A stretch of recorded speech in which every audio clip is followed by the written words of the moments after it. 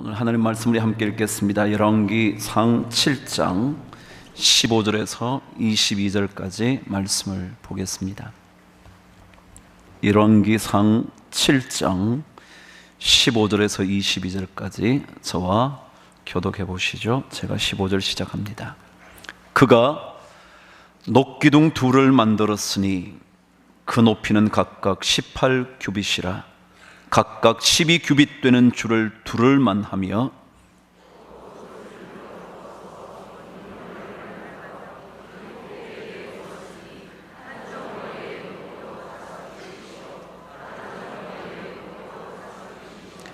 기둥 꼭대기에 있는 머리를 위하여 바둑판 모양으로 얽은 그물과 사슬 모양으로 따은 것을 만들었으니 이 머리에 7이요 저 머리에 7이라.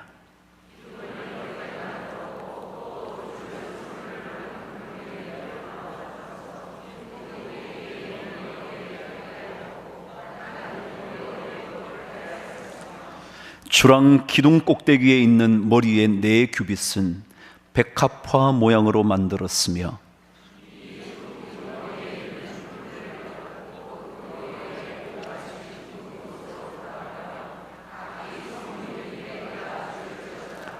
이 두 기둥을 성전의 주랑 앞에 세우되 오른쪽 기둥을 세우고 그 이름을 야긴이라 하고 왼쪽의 기둥을 세우고 그 이름을 보아스라 하였으며 그 두 기둥 꼭대기에는 백합화 형상이 있더라. 두 기둥의 공사가 끝나니라. 아멘. 그럼 오늘 말씀은 솔로몬 성전의 두 기둥 이야기입니다. 말씀을 읽으시면서 여러분 두 기둥의 모양이 그려지셨는지 모르겠나요? 제가 여러분에게 몇 가지 팁을 드릴 테니까 다시 한번 그 팁을 생각하시면서 오늘 말씀을 저와 함께 다시 읽도록 합니다. 솔로몬 성전을 건축할 때 한 규빗은 지금 거리법으로 거리를 재면, 길이를 재면 45cm 정도입니다. 그러니까 5규빗이라면 2m가 넘습니다. 10규빗이라면 얼마가 될까요? 5m가 넘습니다. 이해가 되셨죠? 그리고 어떤 경우는 역대하의 성전 기록에 의하면 성전 건축 때 쓴 규빗과 왕궁을 건축할 때 규빗을 조금 다르게 쓴 듯하다는 학자들의 견해입니다. 그때는 53cm입니다. 그러니까 지금보다 방금 말씀드린 것보다 조금 더 규모가 커진 듯 하겠죠? 45cm가 아니라 53cm니까. 어쨌거나 성전 건축할 때 한 규빗을 45cm로 잡았다니까 그렇게 들으시고요. 두 번째는 기둥은 나눠져 있었다 그렇게 보여집니다. 그러니까 성전 기둥이 있는데 그 기둥 위에 머리 부분이 있습니다. 그 머리 부분이 하나로 되어 있는 것이 아니라 2개로 되어 있습니다. 하나는 바둑판 모양으로 그물을 얽어 놓은 듯한 머리 부분, 그 위에 백합화 형상으로 되어 있는 머리 부분이 또 있습니다. 그 높이가 어느 정도인지를 말씀을 읽으시면서 그려보시고, 그리고 둘레가 있습니다. 그 둘레가 어느 정도인지 확인해 보시죠.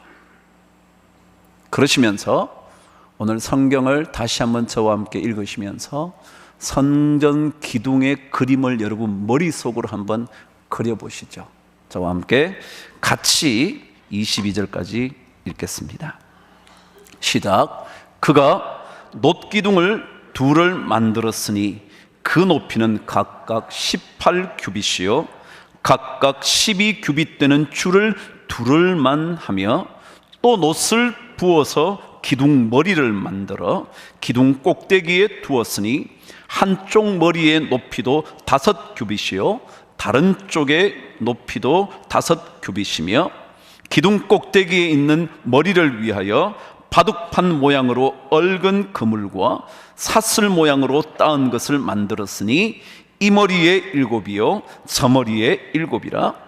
기둥을 이렇게 만들었고 또 2줄 석류를 한 그물 위에 둘러 만들어서 기둥 꼭대기에 있는 머리에 두르게 하였고 다른 기둥 머리에도 그렇게 하였으며 주랑 기둥 꼭대기에 있는 머리의 4규빗은 백합화 모양으로 만들었으며 이 2 기둥 머리에 있는 그물 곁 곧 그 머리에 공같이 둥근 곳으로 돌아가며 각기 석류 200개가 줄을 지었더라. 이 2 기둥을 성전의 주랑 앞에 세우되 오른쪽 기둥을 세우고 그 이름을 야긴이라 하고 왼쪽에 기둥을 세우고 그 이름을 보아스라 하였으며 그 2 기둥 꼭대기에는 백합화 형상이 있더라.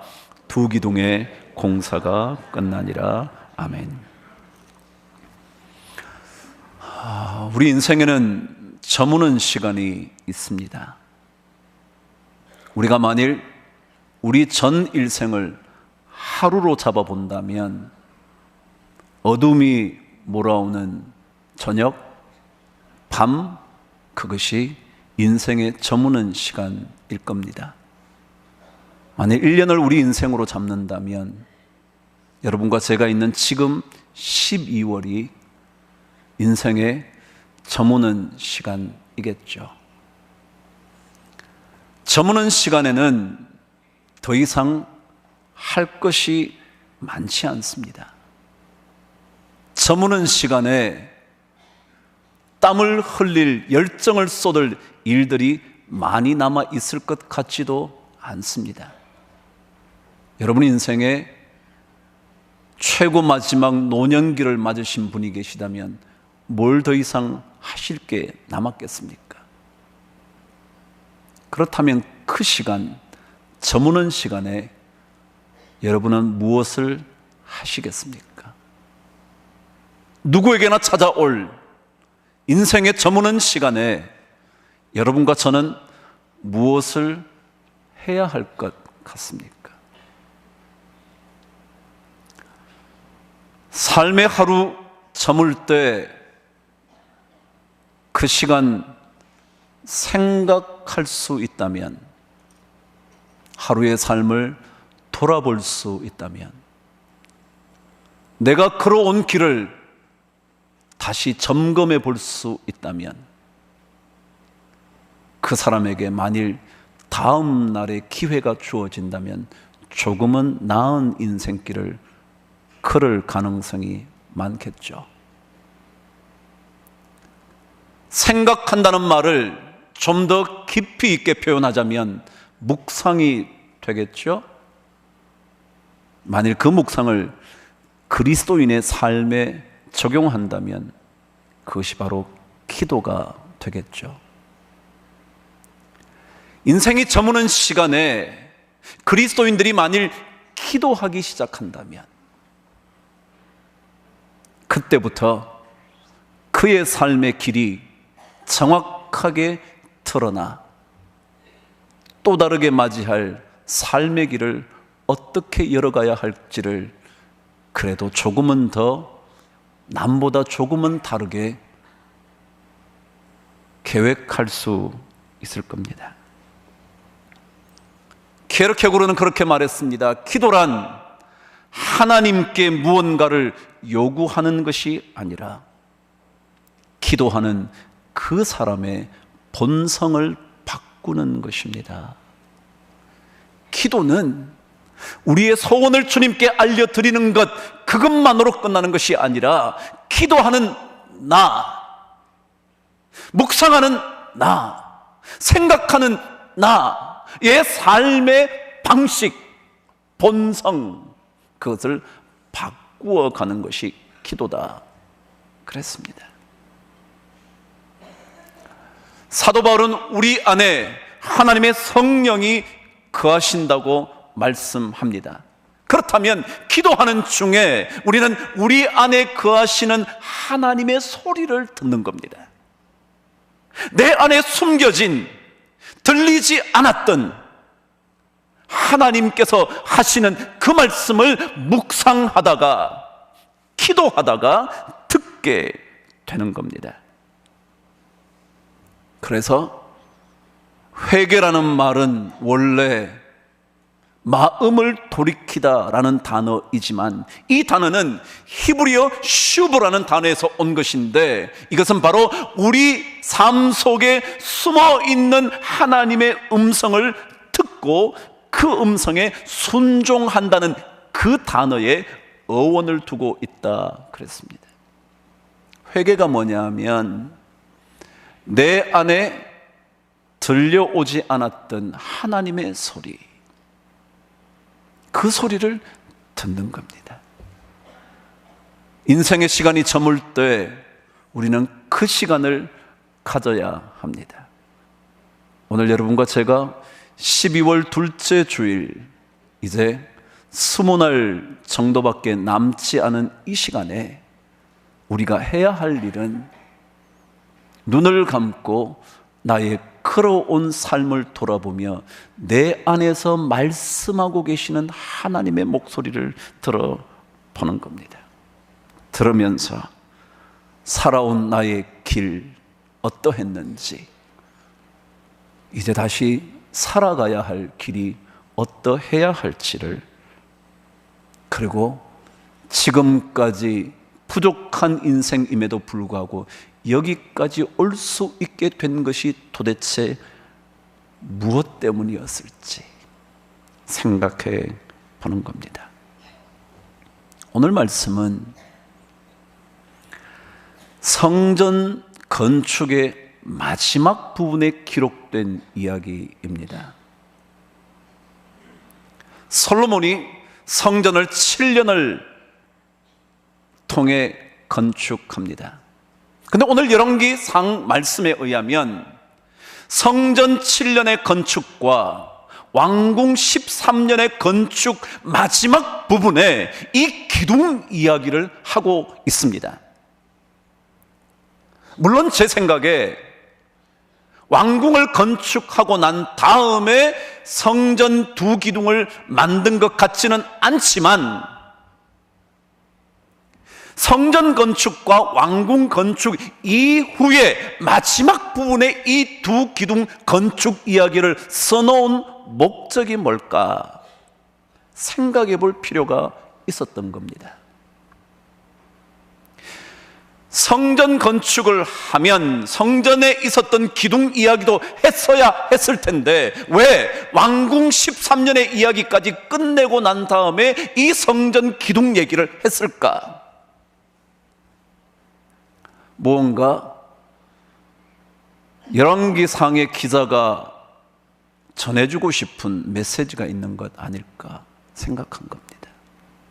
물론 역대하 3장에도 솔로몬 성전 건축 이야기가 나오는데 거기에는 솔로몬 성전 건축 마지막에 이 두 기둥을 만들었다는 기록이 나옵니다. 어쨌거나 이 성전 기둥이 마지막 부분에 기록되어 있다는 것에는 분명히 의도가 있을 겁니다. 그럼 성경은요, 상징이 많습니다.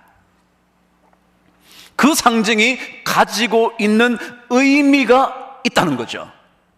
만일 상징물을 볼 때 상징물 자체만 보고 끝을 내면 그것이 원래 의도하는 목적을 간파하지 못한 겁니다. 예를 들자면 십자가라는 것을 우리가 볼 때 그 속에 담겨진 하나님의 목적을 보지 못하면 그 십자가는 단순히 먹거리 정도밖에, 아니 우리의 장식구 정도밖에 되지 않을 겁니다. 그런데 만일 그 속에서 그리스도의 구원하심의 계획, 그분의 흘리신 보혈, 그것으로 인하여 믿는 자에게 구원 주시는 하나님의 은혜, 이것이 만일 생각되어진다면 십자가는 단순한 물건에 지나는 것이 아니라 거룩한 의미를 담은 상징물이 되는 겁니다.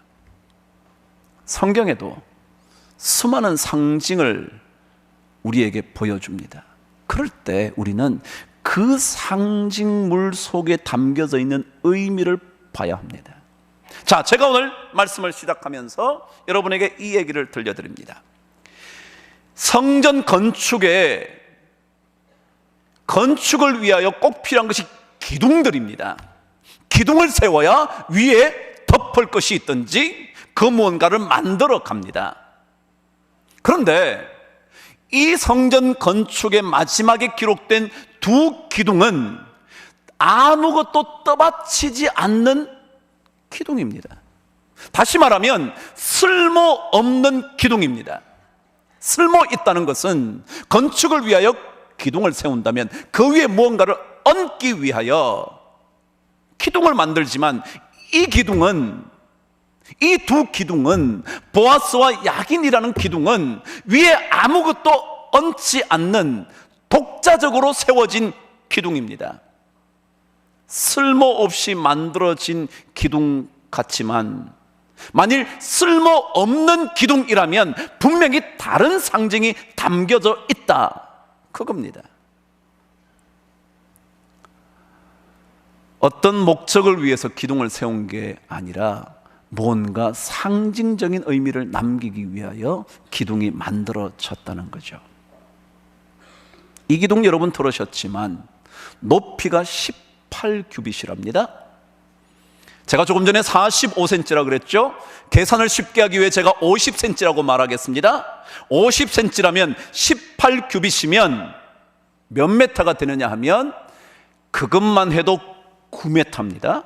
근데 그 위에 뭐가 있다 그랬냐면 두 개의 머리가 있었다 그랬습니다. 하나는 바둑판 모양으로 얽어놓은 사슬 같은 게 하나 있었고 그 주변을 다 석류로 돌려놓은 크게 하나 있었고 그 위에 또다시 백합화 모양의 머리가 있었다는 겁니다.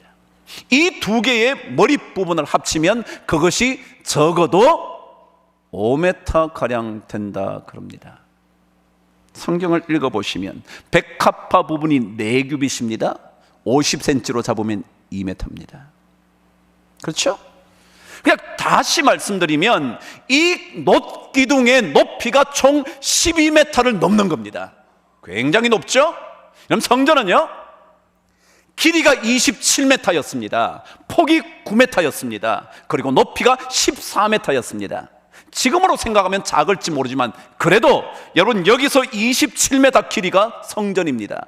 작지 않습니다. 높이가 15m 정도니까 결코 낮지 않습니다. 그 높이의 성전에 기둥이 아무런 것도 떠받치지 않는 독자적으로 세워진 기둥이 12m를 넘게 세워져 있다. 이런 뭔가 의미가 있겠죠? 더더욱이 둘레가 어느 정도라고 기록되어 있냐면 그 둘레는 12규빗 정도로 두를 수 있었다 그래요. 50cm로 잡으십시오. 몇 메타예요? 6m입니다. 기둥이 많습니다. 사람은요, 손을 벌리면 여기서부터 여기까지가 보통 자신의 키 정도 나옵니다. 제가 키가 175입니다. 요 정도가 175죠. 근데 5m면 어디까지 갈까요? 저만 이게 둘레였다는 겁니다. 엄청난 크기의 기둥입니다. 작은 기둥이 아닙니다. 엄청나게 큰 놋기둥을 2개 만들어 놓은 겁니다. 서론이 굉장히 길었지만 중요한 의미가 있다는 것 여러분 기억하시고 시작하시죠. 그림 한번 보시죠. 성전을 보시면 저렇게 되어 있습니다. 여러분 저기에 기둥이 보이시나요? 여러분 보시기에 오른편입니다. 오른편에 보시면 기둥이 있죠? 그 기둥 위에 그물 모양이 있죠? 그 위에 꽃 모양이 있는 거 보이시나요? 저게 기둥입니다.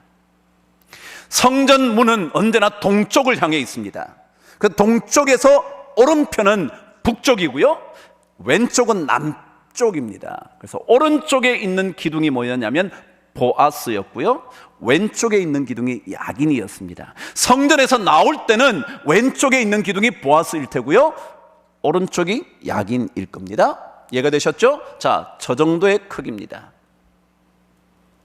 그리고 여러분 보시는 몇 가지 기구들, 성전 들어가면 뜰 쪽에 번제단이 있고요, 큰 물동이가 하나 있죠. 그걸 성경은 바다라 그럽니다. 거기에는 제사장들이 몸을 씻는 곳이었습니다. 엄청나게 큽니다. 그 옆에 작은 물두멍이 있습니다. 앞쪽에 15개, 뒤쪽에 10개가 있습니다. 그것은 제물들을 씻기 위한 물두멍, 물을 담아둔 그릇들이었습니다. 어쨌거나 저런 그림, 또 다른 그림을 하나 보시면 대략 이런 형태의 성전이었다는 겁니다. 두 기둥이 명확하게 보이시나요? 자, 이 정도 제가 하고 시작합니다. 역대하 3장에 보면 성전 기록을 해두고 있습니다. 근데 그 성전이 어디에 지어졌느냐 하면 역대하 3장 1절에는 예루살렘 모리아 산에 성전을 건축했다, 그렇게 되어 있습니다. 여러분, 모리아 산 그러면 기억나는 인물들이 있나요? 누군데요? 아브라함과 이삭이라는 사람이었죠. 하나님께서 100세 때 얻게 된 아들을 바치라고 명령하셨던 장소가 어디였냐면 모리아 산이었습니다. 여러분, 제가 그랬죠. 성경은 상징이 있다고요. 하필이면 성전을 모리아 산에 짓게 됐을까요? 모리아 산에는 중요한 의미 몇 가지가 있습니다. 하나는 100세 때 얻었지만 하나님께서 바치라고 말씀하시면 바치지 않을 수 없는 가장 숭고한 순종, 그게 담겨져 있는 곳이 모리아 산입니다. 아브람만이겠습니까? 충분히 나이든 아버지를 물리칠 수 있을 만큼의 젊음의 힘을 가졌던 아들이 제단 위에 제물로 바쳐지겠다고 올려질 수 있을 만큼 자신을 순종했던 이삭의 순종, 담겨져 있는 산이 무슨 산이냐면 모리아라는 산입니다. 그것만입니까?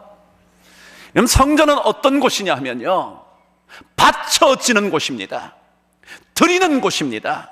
여러분과 제가 이 교회에 오시지만 하나님께 바치는 것이 없이는 성전은 세워지지 않습니다. 여러분의 시간, 여러분의 가진 소중한 물질, 여러분이 가지고 있는 심지어 자존심까지 바치지 않고는 교회라는 것은 세워지지 않습니다. 그런 상징을 모리아산이 담고 있습니다. 그것만이 아니라 이삭을 바치려고 할 때 마지막 칼을 든 순간 하나님께서 칼을 내려놓으라고, 그 정도면 충분히 네가 나를 사랑하고 나를 순종하고 믿고 있다는 건 내가 알겠다고, 그러면서 하나님께서 제물을 준비해 두십니다. 그래서 그때 나온 단어가 여호와 이레, 준비하시는 하나님, 공급하시는 하나님. 성전은 어떤 곳이냐면 여러분과 제가 이 자리에 들어와 하나님의 공급하심을 체험해 보는 곳입니다. 상처들이 씻김 받는 경험을 해보는 겁니다. 주님의 이름을 부르다가 주님께서 베푸시는 은혜의 옷자락을 한 번이라도 만져보는 겁니다. 그래서 여호와 이레라는 말이 공급하신다, 채워주신다라는 말뿐만 아니라 또 다른 뜻은 하나님께서 나타나신다 라는 단어 뜻이라고 학자들은 말합니다. 다시 말하면 하나님이 임재하는 곳이죠. 왜 우리가 성전을 귀중하고 소중하게 생각해야 되느냐 하면, 왜 이 교회가 무너지면 안 되느냐 하면 하나님의 임재가 있는 곳이기 때문에 그런 거거든요. 그래서 이런 상징을 모리아 산이라는 것이 갖고 있는 겁니다. 그런 것처럼 오늘 여러분과 제가 읽은 이 두 기둥의 이야기에도 쓸모없는데 만들어졌다면 그건 상징입니다. 아무런 이유도 없이 세워졌을 리는 또한 없지 않겠습니까? 그래서 이 성전의 기둥이 과연 무엇을 의미할지 저와 함께 묵상해 볼 겁니다. 여러분, 그림을 통해서 좀 보셨지만 성전 문을 열고 들어가기 바로 전에 제일 먼저 만나게 되는 것이 뭐냐면 기둥입니다. 다시 한번요. 여러분과 제가 이 성전문을 열고 들어오기 전에 가장 먼저 만나게 되는 것이 뭐냐면 기둥이라고요. 기둥. 엄청난 기둥이요. 그 한 기둥이 보아스였대요. 자, 여러분 성전을 들어오시기 전에 제일 먼저 기둥을 만나는 거예요. 여러분과 제가 제일 먼저 이 성전에 들어오기 전에 우리 교회는 없지만 기둥을 만나셔야 합니다. 그 기둥의 첫 번째가 뭐냐면 보아스라는 기둥입니다. 이 단어는 두 개의 단어로 나눠져 있습니다. 보라는 단어와 아즈라는 단어로 나눠져 있습니다. 보아스라는 말보다는 보아즈가 훨씬 더 정확한 이름일 겁니다. 아즈라는 단어는 힘, 권능, 능력이라는 단어입니다. 보는 그 안에라는 뜻입니다. 그분 안에 그런 뜻입니다. 다시 설명을 하자면 그분 안에 혹은 그 안에 힘이 있다라는 겁니다.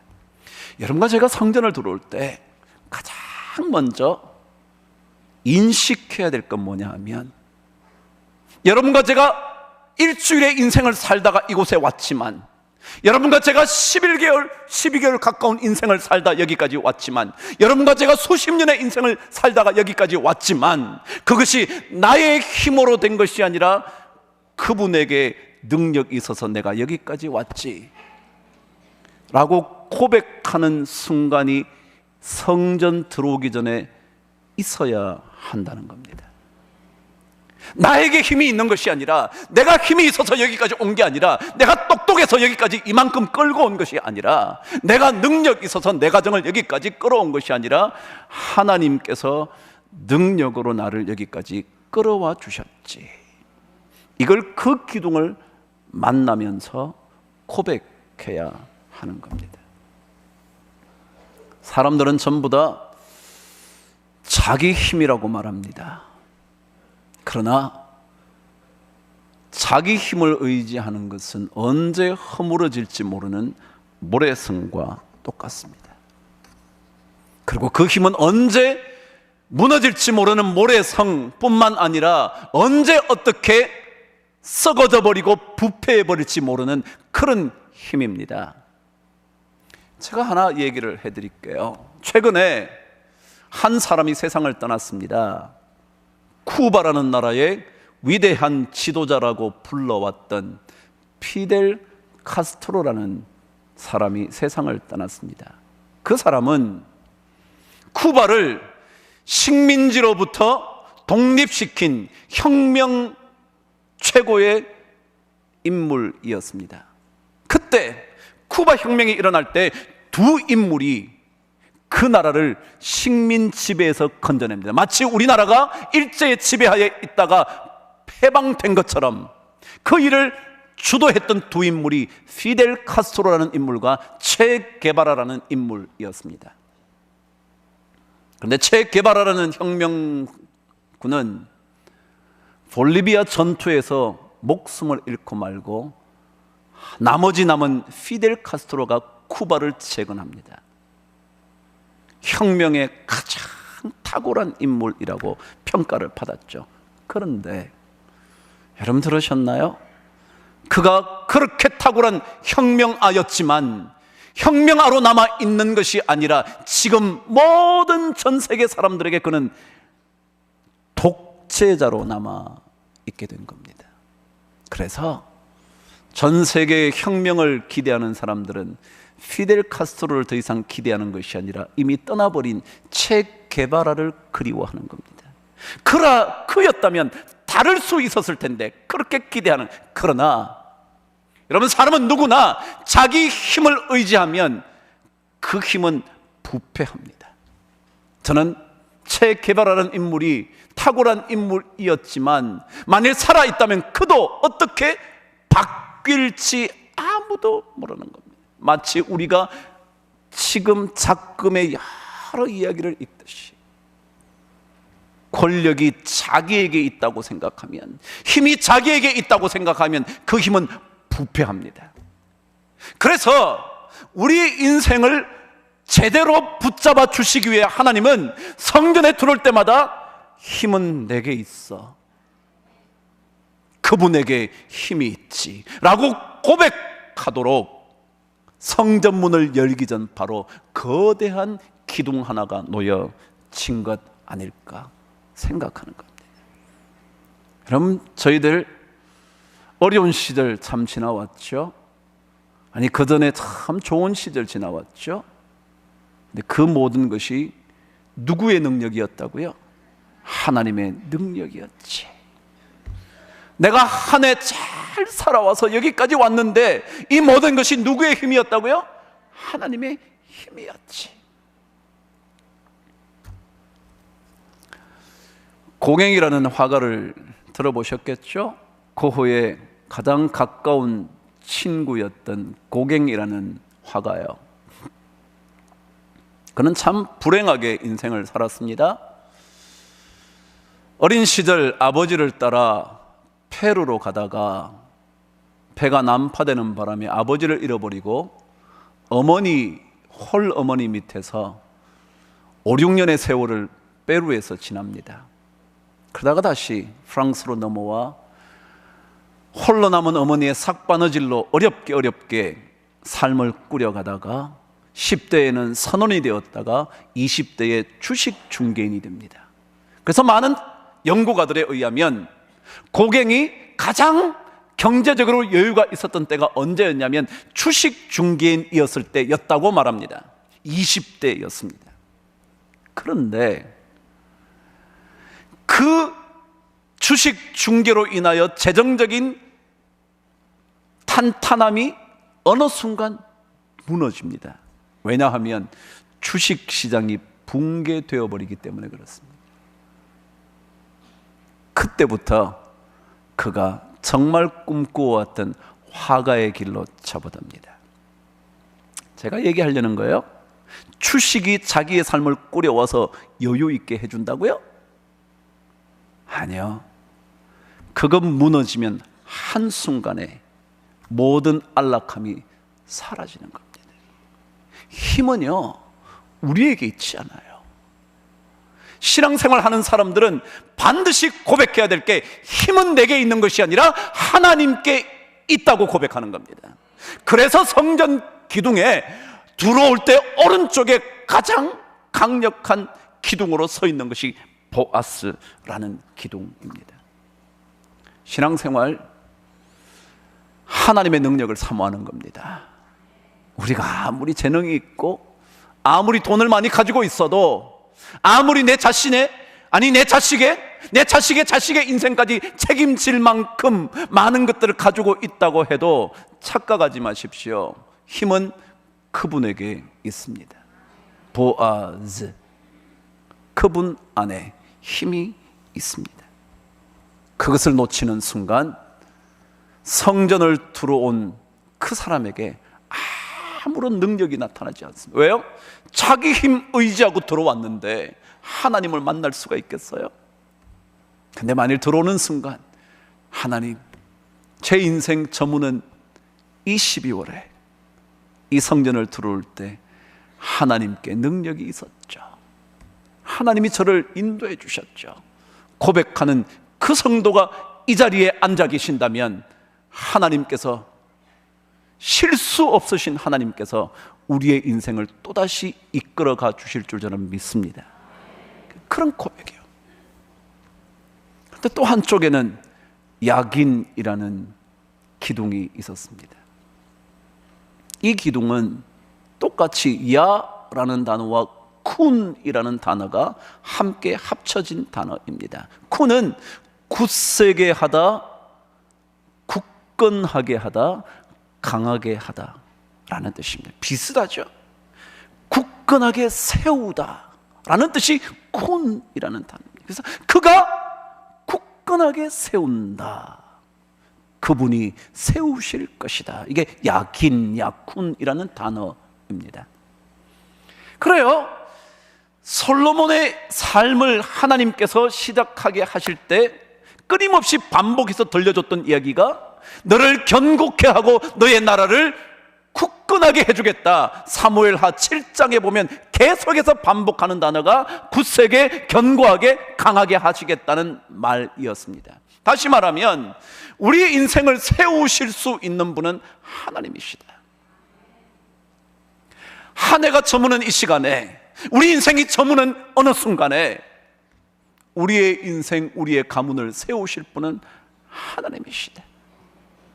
내 자식의 인생을 세워주실 분이 하나님이시다. 그리고 나의 나머지 인생도 견고하게 만들어 주실 분은 하나님이시다 라고 고백하는 것이 야긴이라는 겁니다. 바로 이 두 기둥을 만나면서 들어가는 겁니다. 그리고 모든 성전의 의식을 마친 후 또다시 나오다가 다시 만나서 뭐라고요? 하나님께서 나를 세워주시겠지, 하나님께서 나의 능력이 되시겠지. 여러분, 이 고백이요, 제가 오늘 설교 제목을 은혜의 기둥에 기대어 서서 그랬습니다. 하나님께 능력이 있다면 저는 그분에게 기대야 할 겁니다. 그분에게 기대는 것을 가리켜 우리는 은혜를 입는다, 그러는 걸 겁니다. 전 여러분과 제가 그 두 기둥에 기대어 서서 은혜를 늘 체험하셔서 삶을 바꾸어가는 은혜가 있게 되기를 바랍니다. 누군가 생각이라는 단어를 이렇게 설명을 했습니다. 생각이라는 것은 우리 삶 속에 있어야 할 것과 없어야 할 것을 분별해내는 능력이다 그랬습니다. 다시 한번요, 생각이 뭐냐 하면, 왜 여러분과 제가 생각을 하느냐 하면, 내 삶에 진짜 이게 필요한지, 내가 그리스도인의 삶을 살아가는데 이것이 정말 필요한지 아닌지를 구분해낼 수 있는 능력이 생각이라는 거예요. 제가 그랬죠, 이 생각에 좀 더 깊이를 더하면 묵상이라 그랬고요, 그것이 그리스도인의 삶의 표현으로 간다면 뭐라고요? 기도다 그랬죠. 그러니까 기도가 뭐냐 하면, 그리스도인의 삶을 사는데 필요하지 않은 것들과 필요한 것들을 구분해낼 수 있는 것, 그게 기도거든요.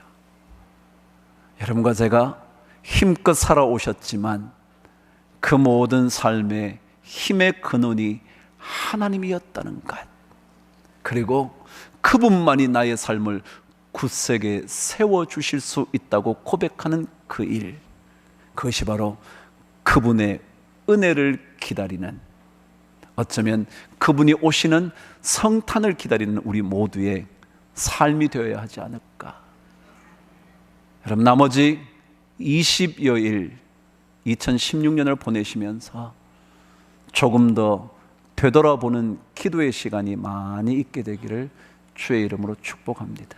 그래서 그것 때문에 여러분과 저의 삶 속에 다시 한번 은혜가 찾아오게 되는 축복을 맛보시게 되기를 주의 이름으로 기원합니다. 기도하겠습니다.